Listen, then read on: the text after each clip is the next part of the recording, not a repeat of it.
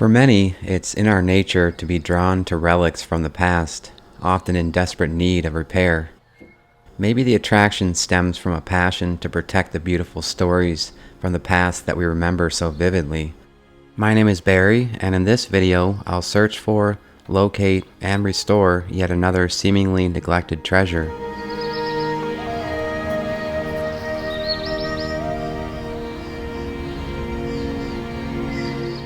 I was somewhere in the state of Virginia recently where I visited several shops and outdoor events full of vintage and antique collectibles.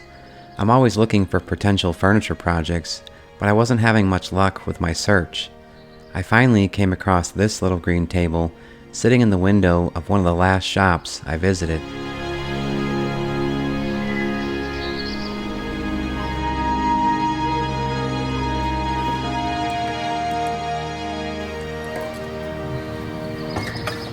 As it relates to the style of furniture and the finish choices, there are many words that might describe this piece: farmhouse, chippy, rustic, or primitive. It appears to have been handmade, perhaps on a budget and out of necessity, using scrap wood laying around the farm. The drawer pulls, although old and unique, are made from thin metal that now crumbles in my hands as I remove them. At first glance, it looks like the perfect little chippy farmhouse table. Take a closer look and you'll see evidence that somebody recently sprayed this table carelessly with dark green paint from an aerosol can. As I continued disassembling the table, I soon realized what some of you may already be suspecting.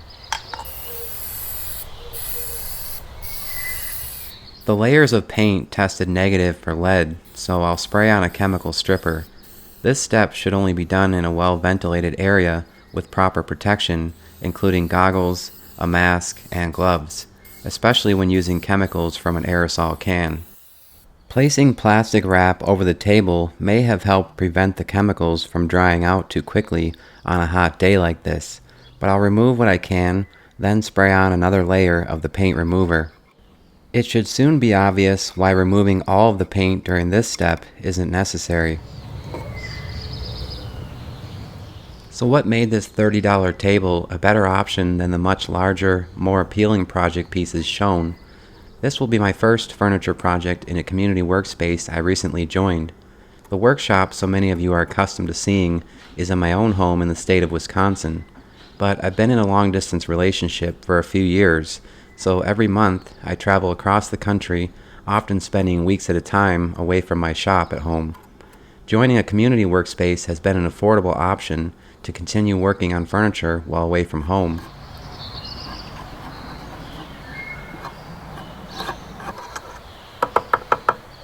This small project will give me the opportunity to become more familiar with the larger woodworking tools I don't have in my shop at home.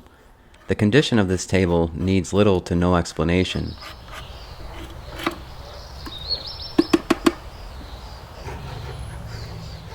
When I purchased this table, I didn't spend much time looking it over. I assumed since it was homemade that it was likely made from cheap pine.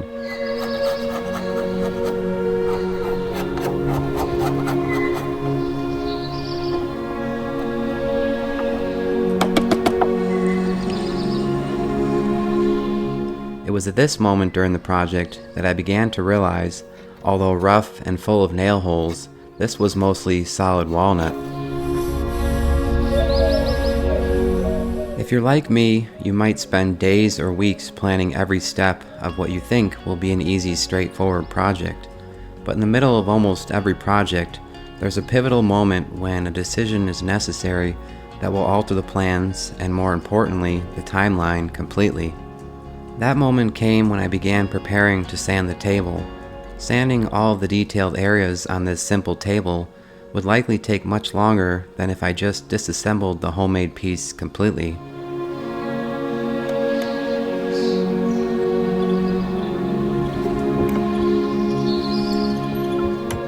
Three years ago, I dreamed of how it would even be possible to leave my career in healthcare to work on furniture in my garage.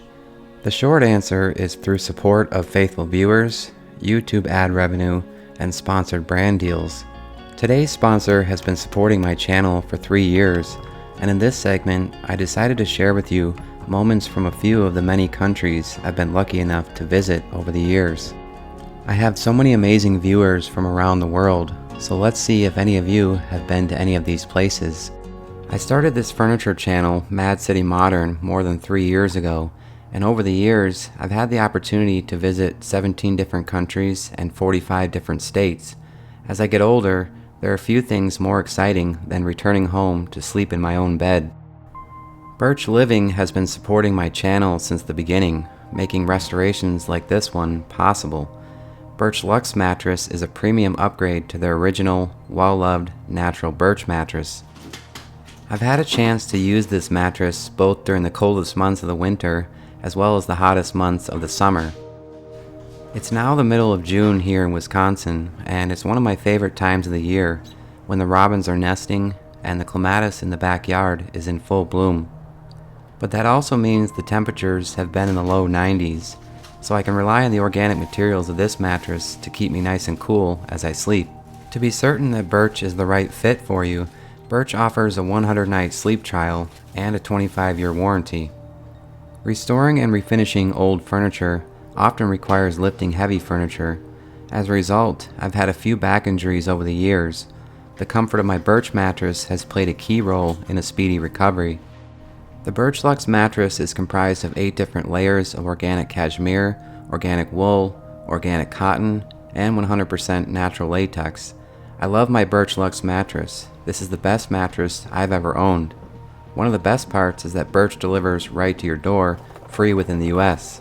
They also offer in-home setup and removal to make your buying experience as convenient as possible. I think many of you would benefit from trying a Birch mattress. If you're looking for a new bed, check out Birch. Their 4th of July sale is live now, so it's the perfect time to upgrade your sleep with 25% off a Birch mattress plus 2 free EcoRest pillows. You can scan the QR code on the screen or visit birchliving.com/madcity to find out more about this limited time offer. Thank you Birch Living for sponsoring this video, and thank you to all of you for your continued support. Once disassembled, I determined that I could probably salvage the majority of this lumber. There were only 1 or 2 nails that I struggled to remove, so I'll drive them in far enough so as not to cause any issues with the next step.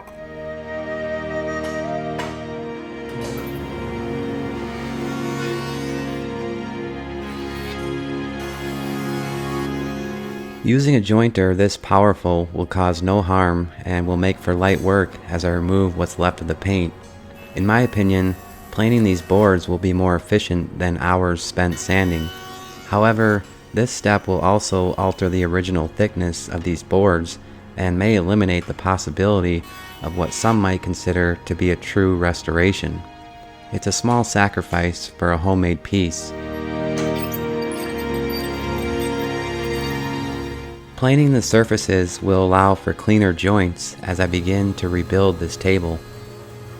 If I had chosen a larger furniture project, I would not have had the opportunity to become more familiar with these power tools. I was able to eliminate the risk of damaging the planer blades by using a metal detector to find any remaining nails. My new vision for this table is to preserve any damage I find. I want this piece to have a fresh look while still showcasing its unique character. This also includes preserving the nail holes left behind, with no intention to even align them. I'll assess all the damage and glue where necessary. Once the lumber had been planed, it was evident that this was not all walnut. Another species was used for the drawer and 2 of the legs. This further supports my theory that this was a budget-friendly farmhouse table built out of necessity. I decided to slightly alter the dimensions of the table in order to eliminate the paint-saturated ends and rotten table legs. In most areas, the original table had major gaps between the joints, and the drawer front was already considerably shorter than the insert it was intended for. I suppose I could have improved this table by cutting new lumber, but that would just continue to remove the original charm of such a piece.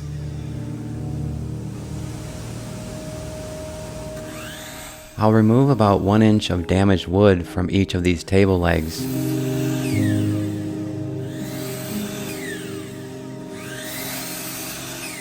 As I send the last few boards across the jointer, I'll begin to rebuild this table piece by piece. Along the way, I'll sand each piece starting with 150 grit, working my way up to finer 220 grit in preparation for the finishes. I already know I'm going to need to use a darker stain to somehow blend the colors of all these mismatched species. No matter how many times I do this, I'm always nervous prior to staining. So much work goes into preparing the wood for this step, and once the stain is applied, it's often difficult to reverse the process. Now that I have clean edges, I'll glue the boards together that make up the tabletop. The nail holes will not align, and they never really did when this table was made. For this piece, I appreciate the stark contrast between the gorgeous walnut and dark pitting left behind from these old rusty nails. I'll clamp this together and give it time to dry while I work on staining the legs. I chose an oil-based penetrating stain, and the color is dark walnut. I'll do my best to apply the stain generously, then wipe each leg back in such a way that these two species will begin to look very similar. I'll follow these same steps for the body of the table.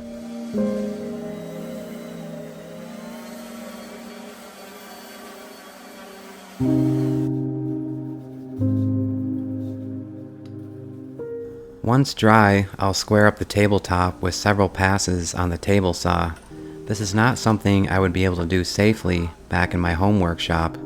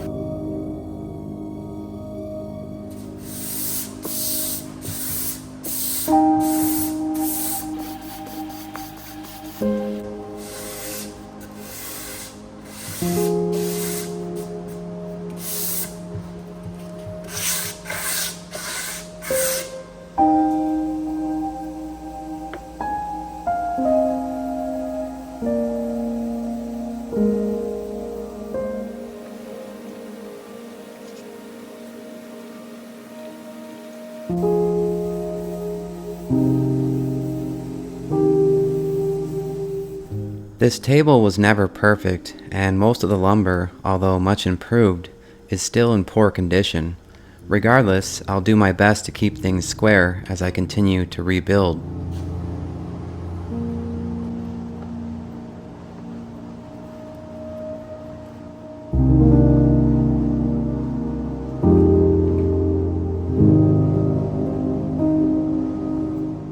The bottom of the drawer is a rudimentary design, but I'm not criticizing. In fact, I'd like to keep it the way I found it. One of the boards, however, did need replacing. I was lucky enough to find exactly what I needed from the scraps in the corner of the shop.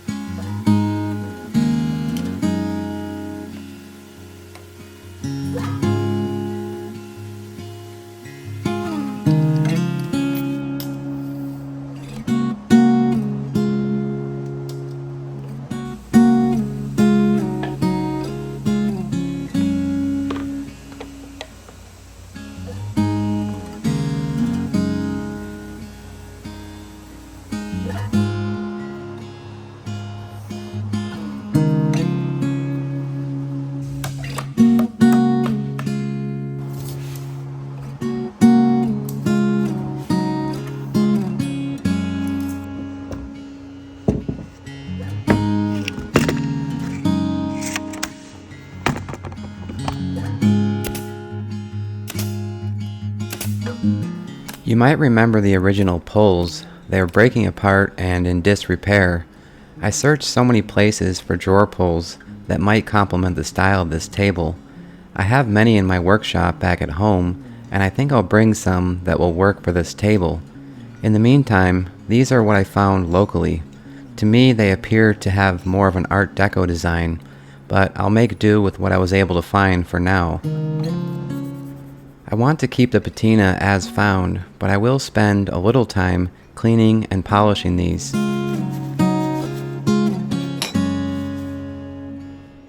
I chose a satin oil-based polyurethane for the protective finish. I chose this over traditional lacquer or shellac because the plan for this table is to display books and plants.